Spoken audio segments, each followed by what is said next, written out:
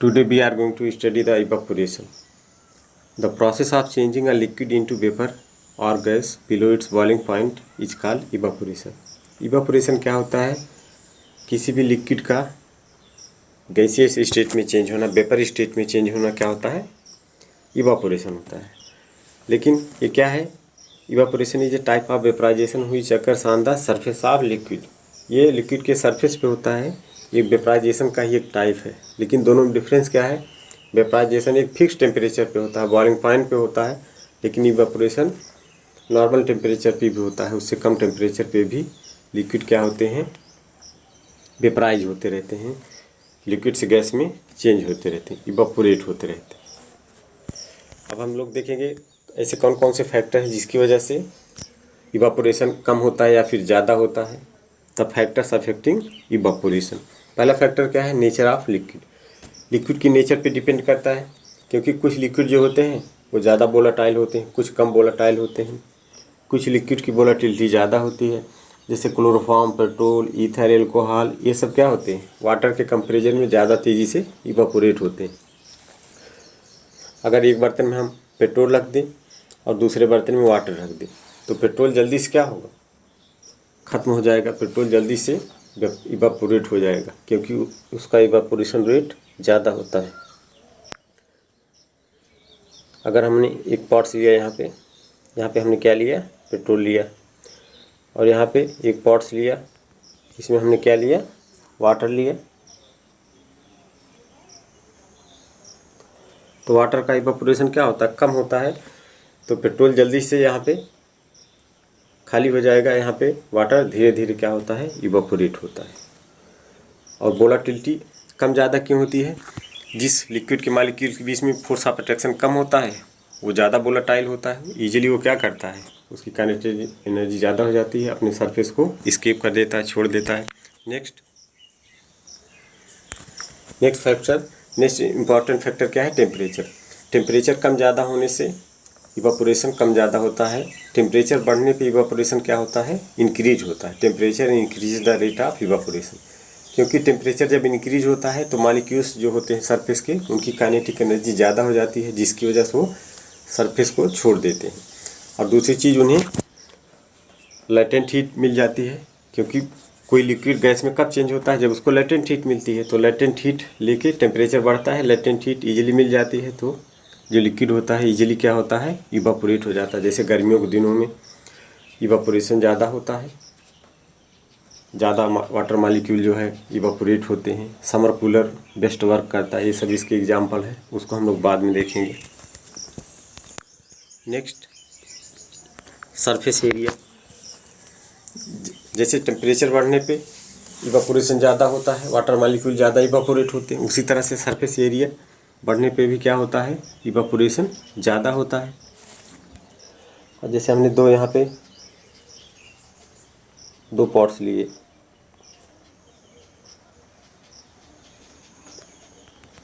अभी दोनों डिफरेंस क्या है? दोनों का सरफेस एरिया ज़्यादा कम है।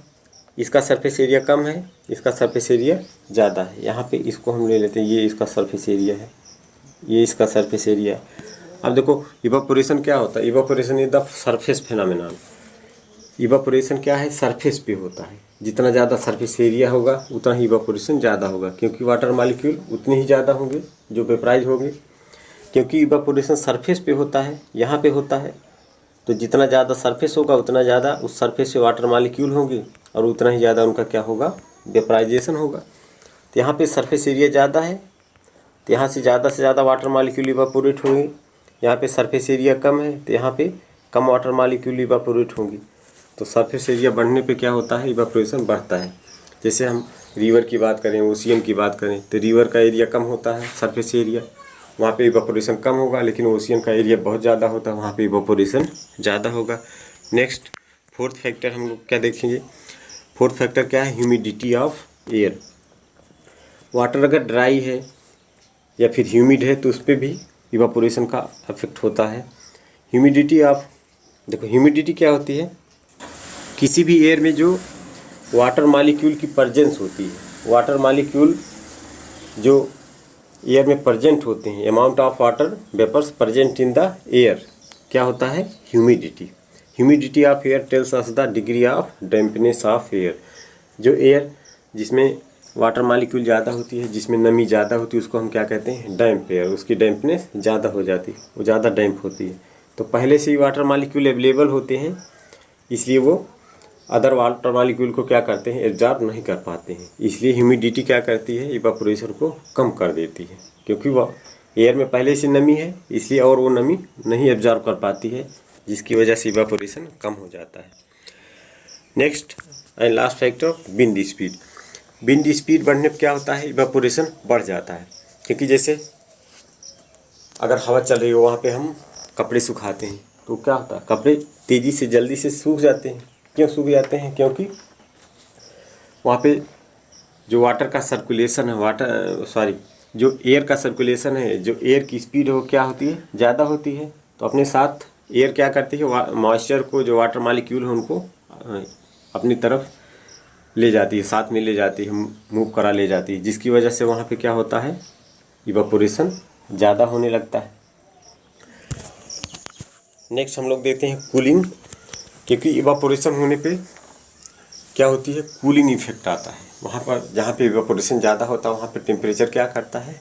कम होता है। इसका रीज़न क्या है? क्योंकि जब भी कोई लिक्विड गैसियस स्टेट में चेंज होता है, तो गैसियस स्टेट में चेंज करने के लिए उसको क्या चाहिए? लेटेंट हीट चाहिए, लेटेंट हीट ऑफ वेपराइजेशन चाहिए। तो लेटेंट हीट एब्जॉर्ब करने के लिए वाटर मॉलिक्यूल को आसपास क्या होना चाहिए? हीट होनी चाहिए, या सिस्टम में हीट होनी चाहिए। तो जब भी कोई मॉलिक्यूल हीट एब्जॉर्ब करके एटमॉस्फेयर में चला जाता है, तो हीट एब्जॉर्ब करने में क्या होगा? हीट कम होगी, मतलब टेम्परेचर वहाँ पे क्या होगा? कम होगा। इसलिए वहाँ पे क्या होती है? कूलिंग आती है। जैसे हम लोग अपने हैंड पे पेट्रोल रखते हैं, पेट्रोल रखने क्या होता है? वो पेट्रोल इवापोरेट होता है, तेज़ी से इवापोरेट होता है। या फिर स्पिरिट रखते हैं, ईथर या पेट्रोल रखते हैं, तो पेट्रोल तेज़ी से इवापोरेट होता है। इवापोरेट होने के लिए वो क्या करता है? हमारे हैंड से क्या करता है? लेटेंट हीट को एब्जॉर्ब करता है, जिससे हमारे हाथ को क्या होता है? ठंडा लगता है, कूल होता है, हमारा हाथ ठंडा लगने लगता है। इसी तरह से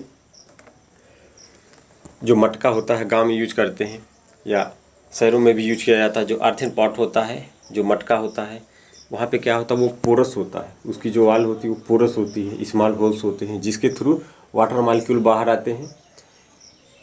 वाटर मॉलिक्यूल बाहर आते हैं तो एटमॉस्फेयर के कांटेक्ट में आते हैं, और इसके बाद वो क्या करते हैं? इवापोरेट होते हैं। अब इवापोरेट होने के लिए वाटर मॉलिक्यूल क्या करते हैं?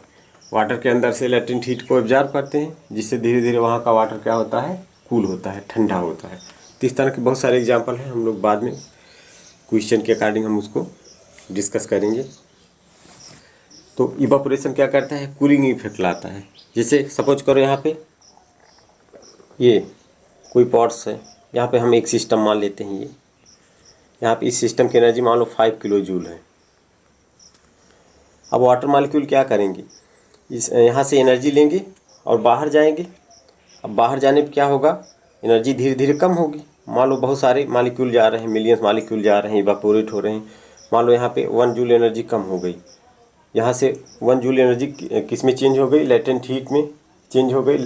वाटर जो यहाँ पे मॉलिक्यूल्स थे वो क्या किए? लेटेंट हीट को एब्जॉर्ब करके इवापोरेट हो गए। तो समझो यहाँ पे अगर हम लेते हैं 1 किलो जूल एनर्जी मान लो कम हो गई, तो ओवरऑल अब कितनी बची? 4 किलो जूल। मतलब हीट कम हुई, मतलब टेम्परेचर कम हुआ यहाँ पर।